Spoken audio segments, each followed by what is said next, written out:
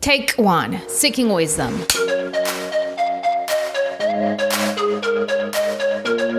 Is your life kinda complicated?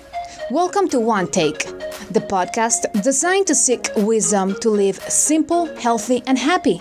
We'll get there one take at a time. I'm your host, Yezmin Thomas. Hi everyone, welcome to One Take. Thank you so much for choosing to be with us today.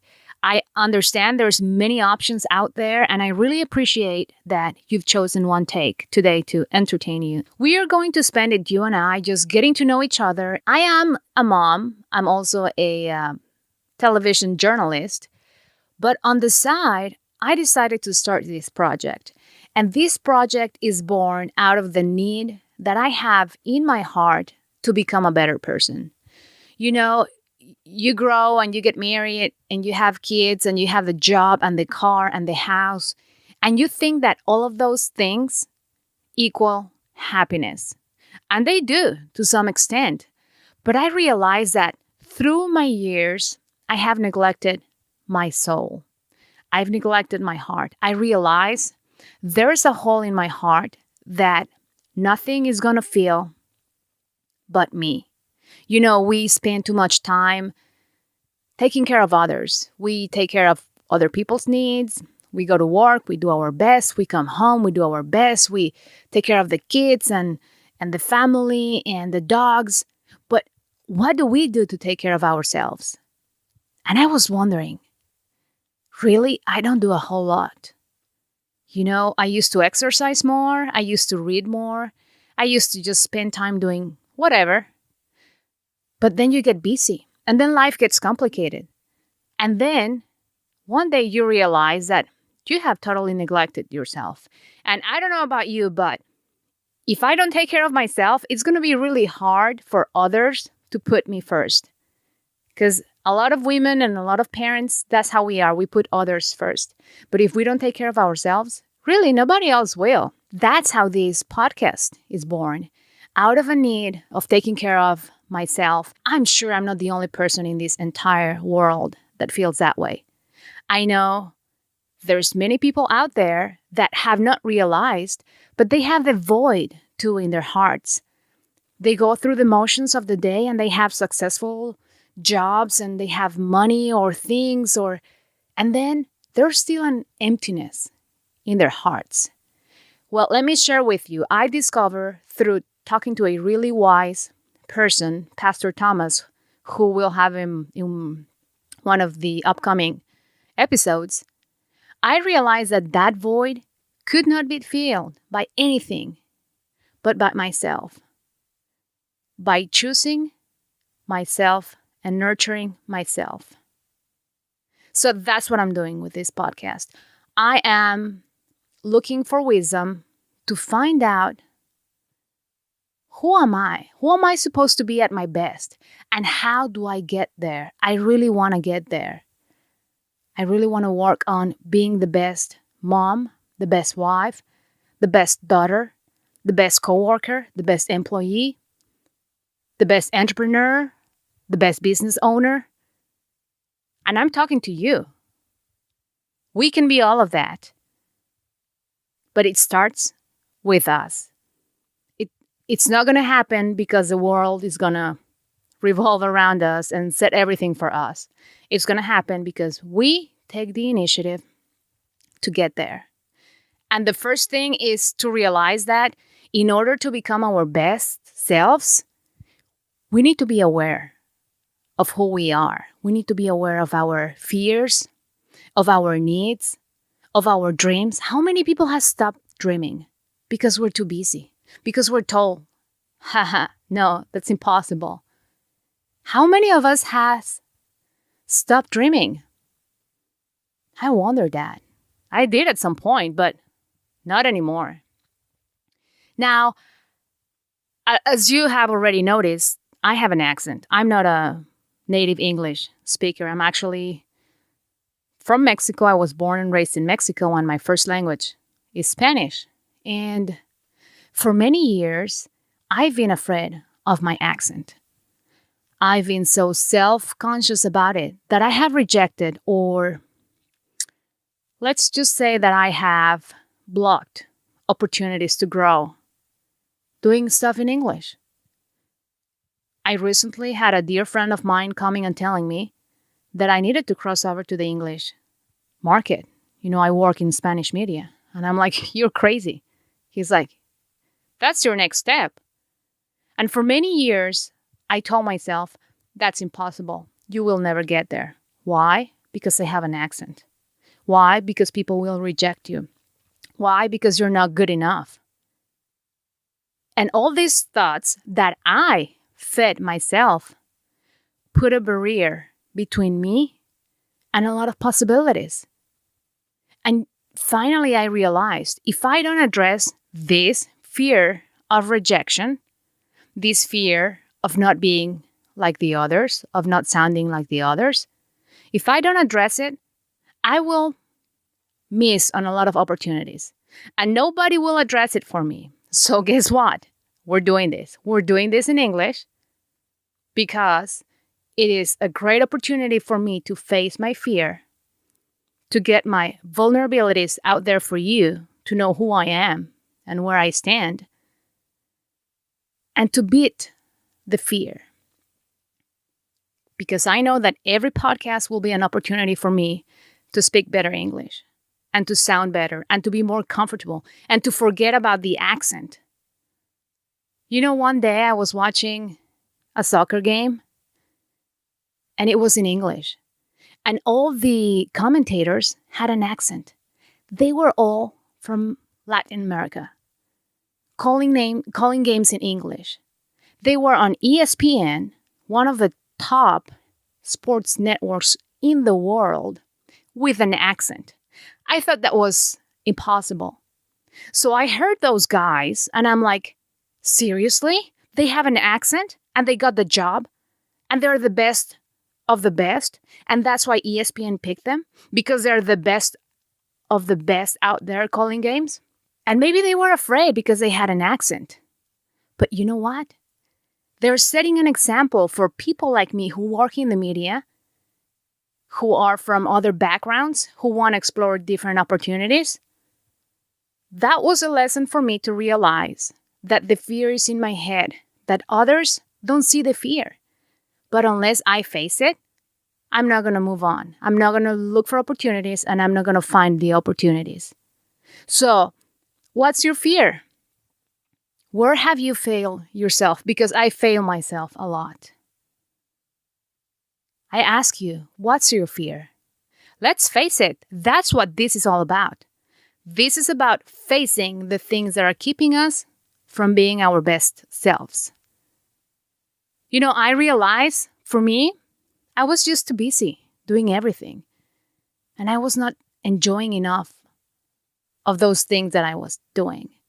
And at the end of the day, I was feeling like I was lacking peace. I had the job, the family, the house, the cars, and all those things, that come with life. But I didn't have peace. And if you're not at peace, you're not really a pleasant person to be around. And I had a phase where I'm sure no one really enjoyed being around me because I was moody and I had a long face and I was just not a joy to be around. And I finally realized, and I'm like, this has to stop. That's not who I am.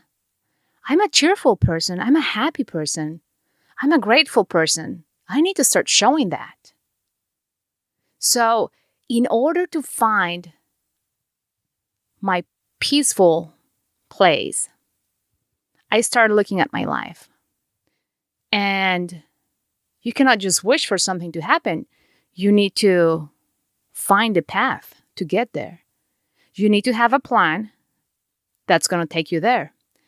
So I started jotting down some ideas and that I want to share with you guys today. And this is also going to be my goal for 2017. This podcast is probably going to air here at the end of December 2016. So I want you all to know that my goal for 2017 is to be a person at peace. Because I realize that when I'm at peace, everyone around me is happier. Yes, you're just a better person and everyone else notices. So, my quest for 2017 is to take small changes that will make me a more peaceful person. And there's going to be a lot of things that are going to result from that. For 2017, I have decided to make a very conscious effort to make good choices. Making good choices are going to drive me to be at peace. How? I'll tell you how. We all have the choice to get up in the morning and be in a bad mood or a good mood. We have the choice to get up and exercise. We have the choice to drink the coffee and enjoy it instead of rushing through the morning. But in order to do that, we need to get up earlier, right? Yes, some of us do. We have the choice to make our lunches at home and not eat some junk food every single day for work and spend all that money on junk food. We have the choice to leave home early enough so we don't have to rush to work. We have the choice to be gentle and kind on the highways and not drive like psychopaths. We have the choice to hold the door open for the person that's coming into work, that's coming 5 steps behind you. You have the choice to smile, to say good morning. There's so many choices you can do during the day. Every minute presents you with an opportunity to make a better choice. And I just want to be aware of those opportunities. I want to stop going through life just getting through the motions, and I want to take every chance that I have to make a better choice. Because at the end of the day, those choices will bring me peace and happiness. You know, for a couple months now, for many years I practiced yoga on a regular basis. And then life got too busy and I was like, you know what? I don't have time. I'm going to drop yoga. And believe it or not, yoga is really good for you. You know, my husband tells me I'm just stretching. But oh boy, what yoga did for me physically and mentally, I realized how much I was missing that. I spent like a year without doing any yoga at all. And I was a pretty angry person at times. Because yoga helped me channel my frustrations. It helped me challenge myself. It helped me focus. It helped me learn to breathe. And I didn't have that. So a few months ago, I decided that I was going to wake up earlier, very early, 5 a.m, to be able to fit in a yoga practice before my world started rolling, which is my family. Before I had to wake up the kids, get them ready for school, and get myself ready to work, I decided I was going to take care of myself. That was really the only time to do it because you go to work, you come, you get the kids from school, to practice, to shower, dinner, bed, and you're done. I mean, 9 o'clock, 9:30, I am done. Don't talk to me. You're going to regret it. After 9:30, I am out of service. Mentally, physically, you name it. Don't talk to me after 9:30. I'm not a nice person. So the only time to get this done was in the morning. And for many years, I thought, oh, no, I'm not a morning person. I'm not a morning person. But guess what? That's another one of those things you set yourself to fail for. You could be a morning person if you choose to, you know? You could be a night owl if you want to do it at night. But stop blocking yourself. Stop letting your thoughts prevent you from doing the things you're perfectly capable of doing. So I've been doing yoga 5 a.m. for the last 3 months now. After that, I get in the shower, I drink my coffee, and then I wake up my kids. You have no idea how that sets me to have a great day. I've done it. I took care of myself before I stepped out of the door. Bring it in. You know, bad traffic? Who cares? Bad day at work? Whatever. You know? It just changes the way you approach life. when you take care of yourself first. Now, for me, it's yoga and coffee in a peaceful state of mind in the morning. What's your happy place? What's your peaceful place? It's different from all of us. Everyone has their own thing. That's important to me. So I just challenge you to think about your day and think about the things that frustrate you and how can you avoid them. Because it is all in the power of the choices that we make. So the choices that I intend on doing for 2017 are those, taking care of the little things, making a better choice every time I'm faced with it, being intentional and conscious about it. You have no idea how many interactions that you have throughout the day. If it involves another person, you have a choice to make it better for them. You have a choice to leave the kitchen at work clean for others to use. You have a choice to letting drivers go and instead of blocking them when they want to get in front of the line. You have a choice to say good morning and good night and just be more gentle to others. We have those choices, but we forget about that because we get too busy and everyone's busy. So nobody cares about others because we're too busy taking care of ourselves. Well, if no one steps back, we're never going to improve. I mean, imagine how better this entire world would be if we all took the initiative to make better choices for others. Because it's there where you will find satisfaction to yourself. It's the joy that others are going to experience from you holding the door for them. It's the joy the cleaning lady at work is going to experience because the kitchen is clean. Because people appreciate her work so much that they keep it clean. We all have those choices to make throughout the day. For many years, I didn't pay attention to that and I didn't realize. But now I've come into terms, it's time. It's time for all of us to take care of others. So that's my challenge to you. And that's one of my challenges for 2017. Making better choices. Now, peace for me, I realize, and that's the topic of my blog too, which you can find online at www.yezminthomas.com. I feel at peace when things are simple. When things are overwhelming, I'm just not at peace.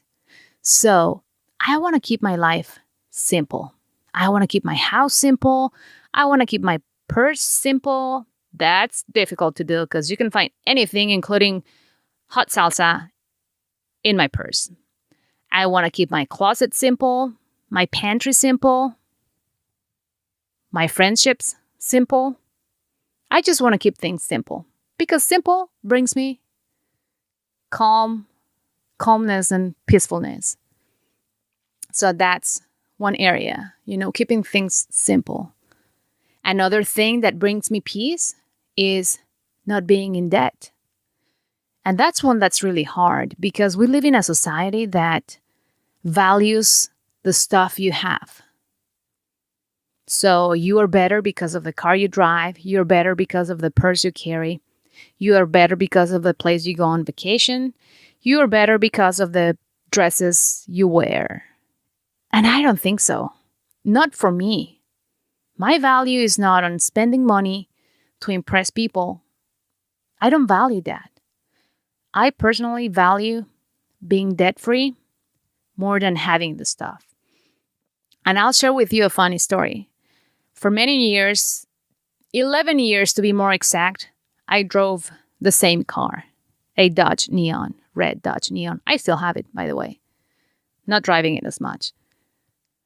And one day, I was pulling into work and this coworker arrived and he approached me and he's like, "Seriously?" And I'm like, "What is he talking about?" He's like, "Seriously? This is the car you drive?" And I was like, "What?" I mean, in my head, I don't understand what he's telling me in my head. I'm like, "What are you talking about?" He's like, "You are a reporter and you work on TV and you drive this car?" And I was like, dude, do I owe you money or something? What's your problem?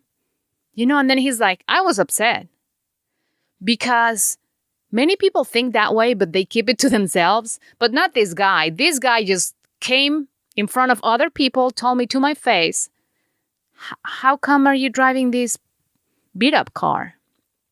I don't care what he drives. All I care is about getting from work to home and from home to work. And my Dodge Neon, 2005 Dodge Neon, perfectly took me everywhere, still does. And because it wasn't a fancier car, I was less on his eyes. That was an eye-opening experience for me. But you know what? I drove that car for 5 years, making payments on the car. We financed that car. We paid $300 for 5 years. Can you believe it? 5 years paying $300 every single month. When we were done, I told my husband, first I told myself, I'm like, I will never in my entire life make another car payment. We had another car that he drives that we were making payments on to. $300 a month too for 5 years. So we finished paying his car. And for the last 6 years, we haven't had car payments. And you know what?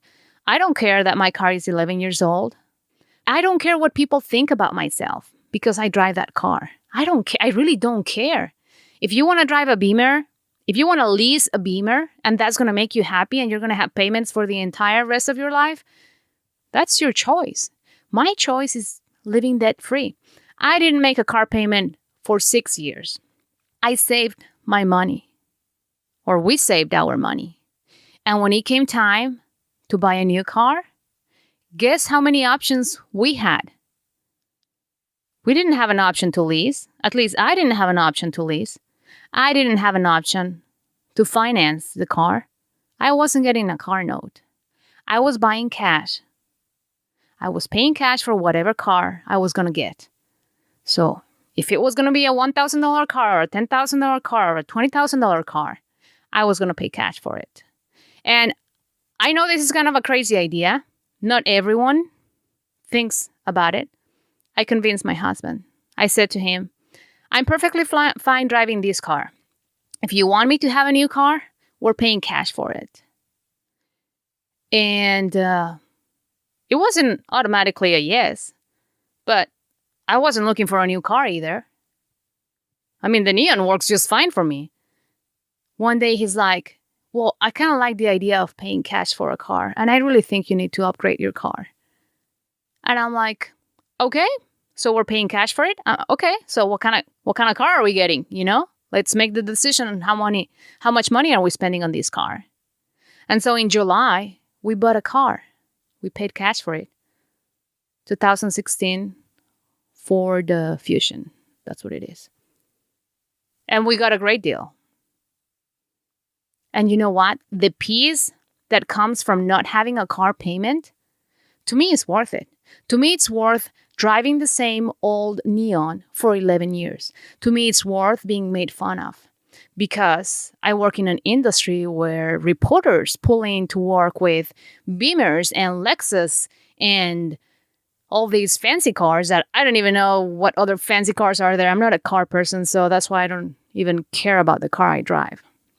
But you know what? I don't care what others think about myself. If you want to lease a vehicle for the next 7 years of your life and then know that it's not even going to be yours when you're done with the lease, fine with you. That wasn't fine with me. And it is the choices that we make. For me, it's more important to save money for my kids today to be able to afford college because I don't want to be stressed when they go to college. I just want to be able to write a check and send them to college and set them for success. I don't want them to have student loans either. So I am making the choice now to be peaceful in the future. That's how I value being debt-free. And there's tough choices you make. I mean, we're saving to buy my husband a car. We're not planning on taking vacation in 2017. It's one or the other. Okay, you want to save that amount of money, you need to make choices. Okay, we don't go crazy going out eating every single day. We watch what we spend. We're doing a budget. So there is work, but there is going to be a reward. And believe me, I can lose my job tomorrow and I cannot have a concern in the world because anything I have except for the house is paid for. If I lose my job tomorrow, I know I can drive my car and go look for other jobs because no one's going to come take the car because I haven't made the payments. That is something I value. And that's something that brings me peace. What brings you peace? You got to find out. It might not be being debt-free. Fine. I'm not telling you this is the way you got to live. I'm just asking you to go through your heart and find out what are the things that you value and work on getting those and making a plan to get there. I value being healthy. So for 2017 and right now, I'm trying to make better choices. Exercise more, eat healthier. A challenge for me is to make good choices for my kids too, because, they have Pop-Tarts for breakfast. I know I'm a horrible mom, but isn't that what kids are supposed to eat for breakfast? Okay, so yes, I need to work on better choices for everyone. But my point is, unless you are aware of those things that you value, you won't be able to work on making the choices to get there. So, to wrap things up, that's who I am. That's what this podcast is about. I am seeking in my personal life to live simple, healthy, and happy. I understand that by working on that every single day, I'm going to have peace. And that's what I care about. I don't care about things. I could live in a tiny house and be perfectly happy. But that's what I value. What is it that you value? What's important to you? I challenge you to discover. I challenge you to study your heart and make a list of the things that you value. So that's what this is going to be about. I am going to be seeking wisdom from people from many, many, many walks of life. And in the upcoming episodes, I'm going to share their views with you. I'm going to share the things that work for them, the things they want to improve, the things that inspire them, information that will help you and me be a better person. And I hope that you enjoy that.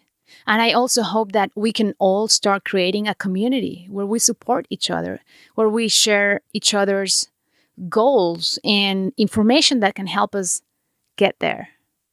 That's what this is about, guys. And I really appreciate you listening to this first episode. The following episodes are going to be more of a talk show interview. So thank you so much for taking the time to listen. And I really hope that you can stay tuned. I might not be the most entertaining person, but I can assure you in the next episodes, I'll be interviewing people, we'll be listening to their views, and this is going to be a more interactive conversation. And this is what it is, a conversation. And I hope you find it useful, and I hope that it inspires you to seek. What am I supposed to be? How am I supposed to get to my best self? I can tell you, you're going to be happier when you get there. All right, guys. I don't want to take any more of your time. Really appreciate you listening. Stay tuned. Go on to my blog. Leave me a comment. Leave me a reply. Send me an email. I would love to hear from you guys. Until next time, just keep it simple.